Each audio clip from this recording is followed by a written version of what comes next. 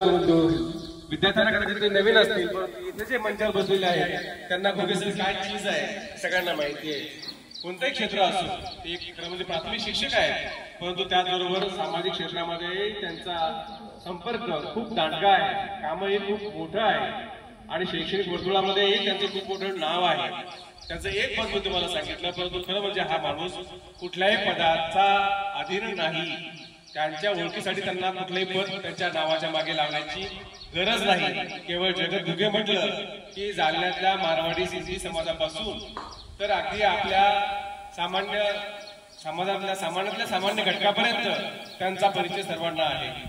मग कुठल्याही आपत्ती असो, कुठलेही संकट असो, कुठल्याही प्रकारची गरज पडो, जगत गुरगेसर त्या ठिकाणी हजर असतात. 24 तास लोकांसाठी काम करणारं व्यक्तिमत्व म्हणजे जगत गुरगेसर आहे.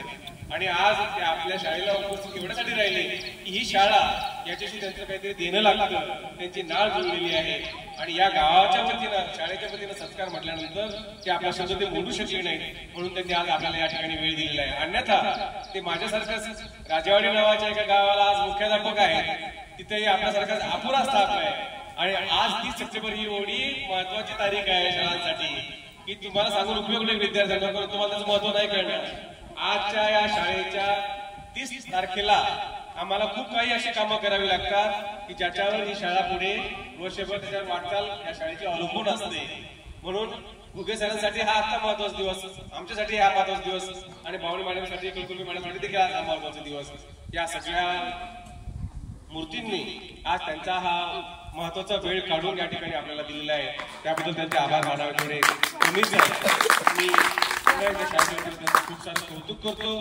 गावकरी या ठिकाणी उपस्थित आहेत, त्यांना मी आणखी भर घालताना एवढंच म्हणेन, कारण यापूर्वी मी त्यांच्याशी बोललेलो आहे की आपल्या शाळेला काही गोष्टींची नितांत गरज आहे.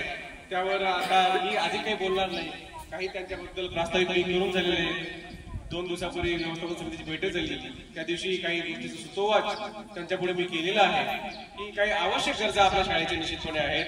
त्यामध्ये विद्यार्थ्यांचं पिण्याचं पाणी, ज्यावर सरपंच साहेबांनी आपल्याला शब्द दिलेला आहे की 3-4 दिवसामध्ये या संदर्भातलं ठोस काम ते या ठिकाणी करणार आहे. आणि जी काही निवडणूक कामं आहेत, कारण आपली कामाची यादी आपली दुहेरी आकडे 10, 11, 12 कामं आपल्याला करायची आहे. परंतु त्यांचंही मी म्हणणं मान्य करतो की ही कामं काही एकदाच होणार नाहीत. कुठल्याही गोष्ट चमत्कारासारखी होत नसते, ती हळूहळू घ्यावी लागते. आणि म्हणून आम्हाला तेवढी घ्यावी नाही, परंतु प्रशासनाचा आपल्याला रेटा आपल्या मागे असणार आहे आणि म्हणून प्रशासनाचा रोष आपल्यावर येणार नाही. अशा पद्धतीनं काल मर्यादेमध्ये उर्वरित कामं व्हावीत एवढीच एक अपेक्षा या गावकऱ्यांच्या वतीने मी व्यक्त करतो आणि माझ्या शब्दांना मी विराम देतो.